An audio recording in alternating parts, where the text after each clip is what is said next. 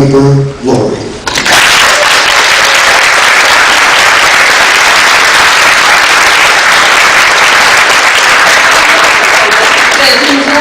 That is a very sincere applause, very sincere. To my right, an equally talented young lady.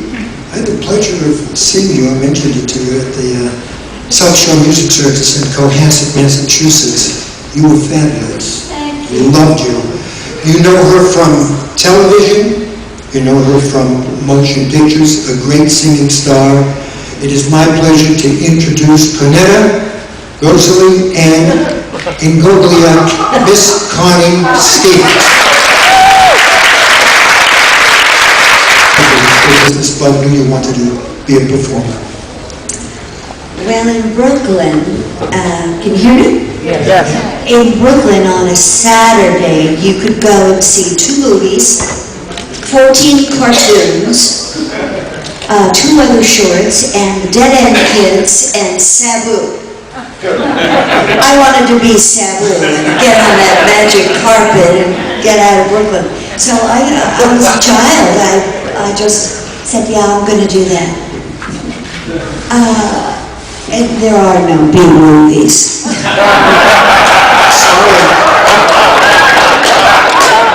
I did a film called Young and Dangerous, and I was very. And I did one line in that film. And I sang on Drag Strip Riot that I was singing with, and they were the Lettermen. We had a vocal group. In high school, we went all through high school, we sang together, and Jerry Lewis saw that film and put me in the film Rockabye Baby. I was 17. Yeah, that's how it all happened. So I auditioned for him, and he was very serious, and I was very serious, and he just looked at me and he said, "Do you like Neil Cutlets?" You know how he does that. And I started laughing so hard I got the part. You know, speaking of Eddie Fisher, I did an interview. Now, this is very nice what I'm going to say. Now, this is a true story. I said, Eddie, I'd like to ask you a personal question. And if you don't want to answer, it's perfectly all right. He was married 5 times. I said, who was your favorite wife? Connie Stevens. No way. I swear to God. May the ceiling fall, watch it. Now, this is the answer, honestly. And two children by Eddie Fisher. That's right, I had 2 beautiful girls, and he was a pretty nice guy. Bill Clinton. Can anybody help me? Thank you. Ronald Reagan. Tell us about Mr. Reagan. Whatever you can tell us. You knew him rather well. You know, they couldn't tell me you were a nasty man. We're just trying to give the facts. I spent 3 years writing a book. I wrote very thoroughly and carefully about all the important things in my life, and certainly that relationship was, and it's not something I feel comfortable talking about. I wrote about, that's enough.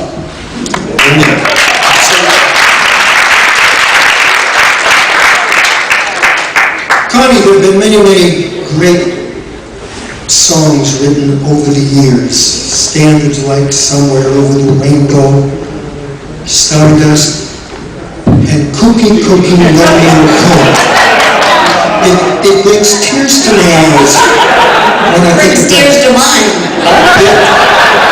It was a fun record. It was a novelty record. Yes. But you had one record that almost hit #1. Did hit #1. 16 Reasons. 1961. And you hit #1. I had #3. Now, how did that record come to be? And congratulations, it was a wonderful record. How did that happen? I don't know. Somebody brought it into the record company. Well, I was the first artist on Warner Brothers record label. And a band by the name of, and his wife, Bill Post, He's from, I think, around Kansas area, because I just sang happy birthday to him over the fall this summer.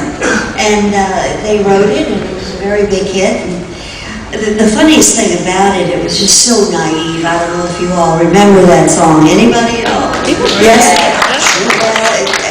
Just to give everybody else an idea, I'd say, the way you comb your hair, your freckled nose, the way you say you care.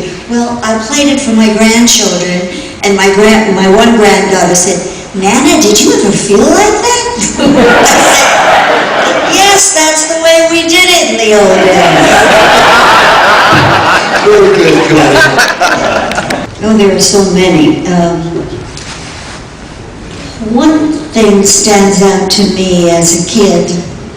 I went under contract to Warner Brothers, and I was the last contract player when it all ended those days.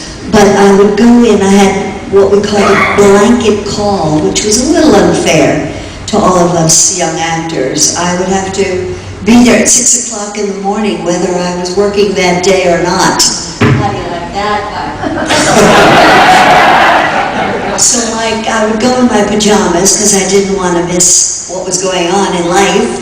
And I would, my car made it there by itself, and I'd walk into the makeup room, and all the actors would be there having breakfast and talking, and then I'd walk by and I'd see Claudette Colbert, Greer Garson, all of these brilliant actors, and I was so excited to be among them. And of course I have a picture on my wall of all the contract players that ever played at Warner Brothers, and it is amazing. From Carol Baker to Natalie Wood to so many, and there I am in front with my ponytail. The Dean Martin roasts, which we so love. Tell us your experience doing those roasts. Well, Dean was as funny as everybody. Anybody who ever told a joke, he was really a delight. And I think what went on in between takes was even funnier. Little tiny bit dirtier. Tell us about it, please. But they were always fun. I enjoyed that era because it was, talking about it today with somebody, the variety shows. When you were a musical performer, which they made me into, I never planned on that, but you got to work with all of the greats that were working at the time, from Carol Burnett to Tiny Tim. It just ran the gamut, you know, and you got to meet everybody. And of course I love that, because that's what I've always been after, is to see the whole picture, to be a part of everything that I could possibly be a part of. Actors, it seemed like they had a little tiny bit more respect. The Peter O'Tooles and the Gielguds and so forth, and it sort of carried over into the generation. As far as the golden era, though,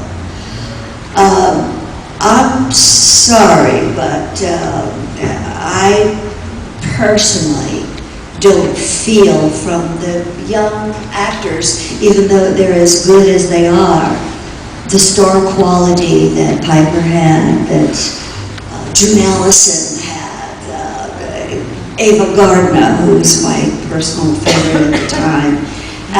They had something that is just not around, and I can't get old scripts, you know. The question is, does Connie keep in contact with anyone from Hawaiian Eye? Well, I did, and those boys were like brothers to me. I always worked with men, even with George Burns, it was all men. I get along pretty good with them, and the only one now is Bobby Conrad, who is like my very own brother, but we just recently lost Ponce, and we lost Grant Williams, and we lost Troy, and Anthony Isley. They're gone, and for different various reasons, and I'm sad because every Christmas we were all together at different times.